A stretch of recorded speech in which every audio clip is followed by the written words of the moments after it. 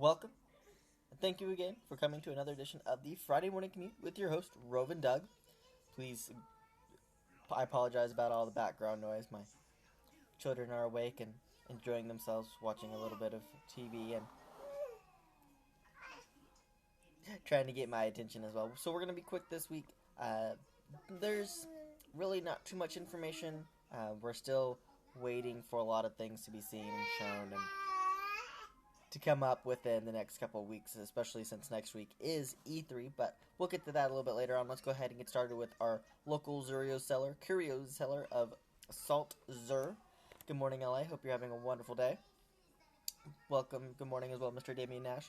So, this week, Xur has for us a Legacy Special Weapon Engram. Remember, as always, these Legacy Engrams are for Year 1 exotics only. You'll not get a Year 2 or Year 3 exotic from it, unless, of course, you get a Year 2 or Year 3, or Year 1 exotic that has a Year 2 or Year 3 equivalent that is not quest locked. And then you can purchase it through the exotic kiosk stand, the appropriate one, of course. For the Titans of the group, we have the Empyrean Bellicose helmet for sale. For the Hunters, we have the Crest of Alpha Lupi, Quick Revive, Chest Armor, and then for Warlocks, we have the Stag Helmet. For everyone, we have the Telesto Fusion Rifle. And if you have some extra silver dust laying around from all the ornaments from the Age of Triumph boxes, we have, Xur has for sale the Monte Carlo and Super Spy Bundle, and the Red Death and White Witch Bundle. Remember, these both cost strange coins and silver dust, and it happened back in October or so. It's a Maxonomic chair, Mr. Damian Nash. Completed a project at work, and we were able to finagle, my coworker and I were able to finagle the chairs out of it, which was a blessing in disguise, because then the company kind of went under at the end of the year, last year. So my friend and I got to keep our chairs. So we'd kind of been harping on him, being like, hey, you should get us better chairs, because we spent way too long in them. And they finally did, and then the company went under. So it's kind of funny. So aside from Xur, this week at Bungie, they are prepping for E3. This will be the 5th year they've been at E3 for Destiny. So, amazingly enough. Can't believe it. That's going to be going on next week. They're specifically going to be there the 13th through the 15th, so Tuesday through Thursday, if I remember seeing that correctly. I'm excited because we're going to get to see some, people will get to see some gameplay with the new Arc variant of the Hunter. I believe we got to see the Warlock Solar variant at the reveal, or the DRE, the Destiny reveal event. So that was pretty sweet. I still actually have not looked into much of the content besides what was shown during the reveal event to those watching the live stream, but I'm really excited. I'm hoping to know some more pertinent technical specifications, how exactly the specs are going to be for PC, as well as some other things. I actually have not pre-ordered Destiny 2 yet, still. But that it's getting closer to the point where after E3 I'll have a better idea if I really, really want to pre-order right away and get in the beta, or if I will miss the beta. I really want to, but to be honest, I actually have not even completed any of the Ages of Triumph on any of my consoles, so. But this week has been a weird week altogether. When I stopped working last night, I was already at 50 hours worked for the week, so I had a couple projects I've been working on that really have eaten my time, as I should say.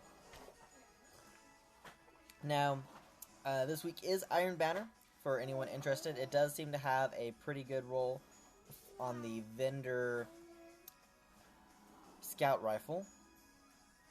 It's one of the ones that people are like, this is a god roll for it, so keep an eye out for that. It is Supremacy, so there's, it can be very salt-inducing. I'm not saying that Iron Banner traditionally hasn't been salt-inducing, but Supremacy Banner is its own thing altogether. Welcome, Steelhammer 03. Now, moving forward, I'm really excited to see what we see at E3. This week is the King's Fall for Ages of Triumph, the challenges. Next week is Wrath, and then we have another Daybreak week with Crota. So it'll be exciting to see. And do remember, from the middle or beginning of July to the beginning of August, there will be 4 weeks of full Daybreak modifier on the Nightfall. So remember that's coming up if you haven't had a chance at a Daybreak a Daybreak strike yet. They're a lot of fun from what I've seen. A lot of explosions. It's like mayhem for Nightfall and strikes. So I'm really excited that that is coming up. I actually haven't participated in one yet. I really haven't had characters up to the level for that yet. But yeah, crazy life. On the plus side, I did get my wife an Xbox One S recently, so trying to get playing with her. Get her onto Destiny. We'll see how that goes. Additionally, I bought a new case for my PC. I currently have this itty-bitty mini ITX case that is sitting on my desk. Morning crushing it. And it is fanless. I'm trying to get myself into that as well, Mr. Damian Nash. Into the Sea of Thieves.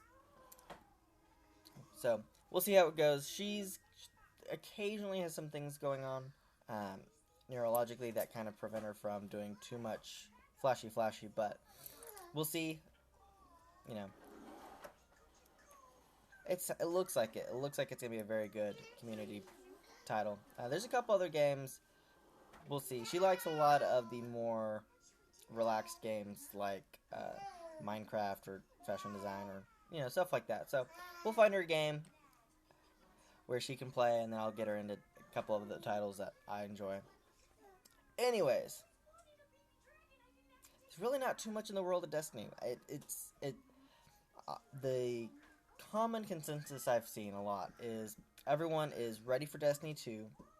There's a lot of drought for experienced players, and for commentators that leaves a lot of drought that we have to go find content. And I'm excited because I'm still experiencing some things in Destiny. I haven't done the Wrath of Machine raid yet at all. It's actually this raid has taken me longer to even start versus King's Fall. By this point last year, I had already done King's Fall. So I'm hoping to be able to rectify that situation shortly. I just seem to keep getting projects at work that are like, oh yeah, we need this in 2 weeks.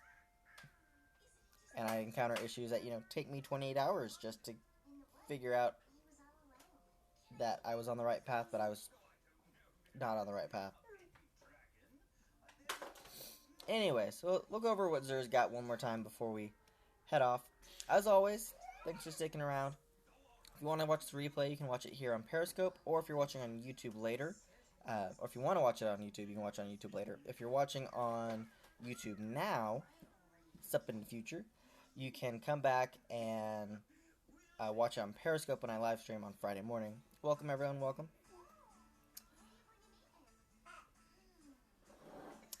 So we're going to go ahead, talk about Xur real quick, and then I will have to depart so I can get back to my other duties. So, for everyone, we have the Legacy Exotic Special Weapon Engram. Yeah.